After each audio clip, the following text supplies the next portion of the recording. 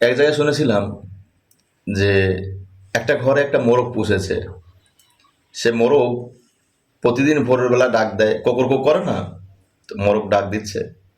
সকালবেলা তার মালিক তাকে ধরে অনেক মেরেছে, তুই এরকম কোকর কোক করবি কেন, ঘুমের ডিস্টার্ব হয়েছে। ভাই, মোরগের ভোরের ডাক তো এটা প্রাকৃতিক ডাক, আল্লাহ প্রদত্ত, আল্লাহর সৃষ্টি এটা। সে মালিক মানে না, মেরেছে। কাল থেকে যদি তুই ডাক দিবি এরকম, তাহলে তোকে অনেক মারবো এবং মেরে ফেল দেবো।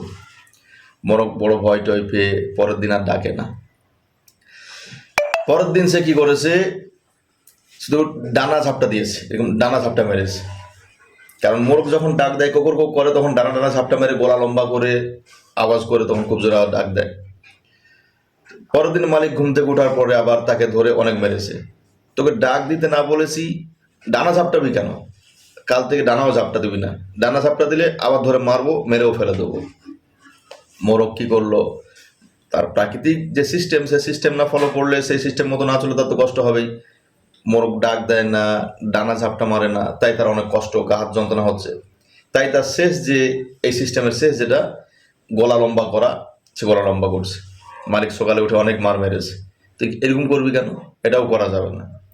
তখন মালিক বলতেছে, মুরগি বলতেছে মোরগটা, যে আমার প্রথমেই এর প্রতিবাদ করা উচিত ছিল। যখন আমাকে ডাক দিতে নিষেধ করা হয়, তখনই যদি আমি বলতাম যে এটা তোমার প্রাকৃতিক একটা সিস্টেম, আল্লাহর পক্ষ থেকে এই সিস্টেম জারি করা হয়েছে আমার উপরে, আমাকে করতেই হবে, তা না হলে আমার শরীরে কষ্ট হবে, ক্ষতি হবে, গা হাতের যন্ত্রণা হবে। ডানা ঝাপটা দিয়েছি, তখনও নিষেধ করেছে। আমি কঠিন যন্ত্রণায় ভুগছিলাম, তাই গলাটা লম্বা করেছিলাম। যদি আমাকে প্রথম যখন ডাক দেওয়া নিষেধ করা হয়, তখনই যদি আমি প্রতিবাদ করতাম, তাহলে আজ আমাকে এই অবস্থায় ভুগতে হতো না। আমাকে তো মরতে হবে, প্রথমেই যদি প্রতিবাদ করতাম তখনও মরতে হতো। আজও আমার তো কোনো রাস্তা নেই, আমাকে মরতেই হবে, জবাই করবে বা হাতুড়ি কুড়ি মেরে আমাকে মেরে ফেল দেবে, তারপর খেয়ে ফেলবে।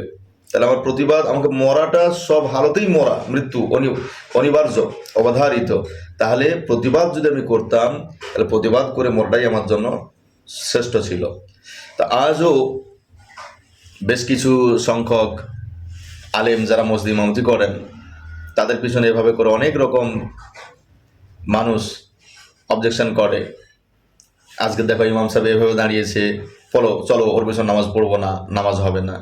কালকের বলবে আপনি যদি ওটা ঠিক করে নেন, কালকের আবার বলবে ইমাম সাহেব কেমন হাত বেঁধেছে, দেখো উপরে হয়ে গেছে বা নিচে হয়ে গেছে, হবে না, চলো ওটা ঠিক করো, তার না হলে ওর পেছনে নামাজ পড়বো না। পরদিন বলবে এ সূরাটা একটু বড় হয়ে গেছে অথবা ছোট হয়ে গেছে, এটা ঠিক করো, না হলে ওর পেছনে নামাজ পড়বো না। তারপর দিন আবার বলবে দোয়াটা এরকম না ওইরকম করতে হতো, তা না হলে আপনি এটা ঠিক করেন, তা না হলে নামাজ পড়বো না। এভাবে করে প্রত্যেক দিন একটার পর একটা, আপনি একটা শুধরাবেন একটা কথা বলবে, একটা শুধরাবেন একটা কথা বলবে। তার মানে হুজুর, আপনার নামাজটা মানুষকে খুশি করার জন্য মানুষের মতো হয়ে আছে, আল্লাহ রসুলের মতো হয় না। আল্লাহ যেভাবে চেয়েছে, যেভাবে করতে বলেছে, রসুল যেভাবে চেয়েছেন, যেভাবে করেছেন, সেভাবে আপনার হচ্ছে না।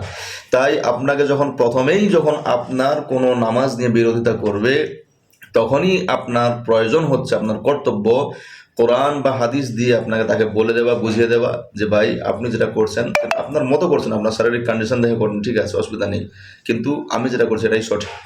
প্রথমেই বাধা দেন, তা না হলে আপনাকে অনেক ভুগতে হবে, যেটা বর্তমানে অনেক জায়গার অনেক মসজিদে যেটা হচ্ছে। এক একটা মানুষ ইমামের নামাজের বিষয়ে কথা বলে, তা ওই সমস্ত মানুষ যারা হারাম করে বরবাদ হয়ে গেছে, হারাম খেয়ে খেয়ে তারা নিজের শরীরের আকৃতি বদলে ফেলেছে। যারা মসজিদে সপ্তাহে একদিন আসে অথবা মাঝে মধ্যে 2-3 বার আসে, কিন্তু তাদের অবস্থা, তারা ঠিক মতো কথা বলতে পারে না, তারা নিজেরা নামাজ ঠিকভাবে পড়তে পারে না, নিজেরা নামাজের সিস্টেম কোনো কিছু জানে না, অথচ ইমামকে নিয়ে তাদের খুব টানাটানি, খুব কষ্ট হয়, খুব জ্বালা করে। হ্যাঁ, এই জন্য ইমাম সাহেবদের কর্তব্য, আলেম ওলামাদের কর্তব্য এই বিষয়গুলো নিয়ে কথা বলা।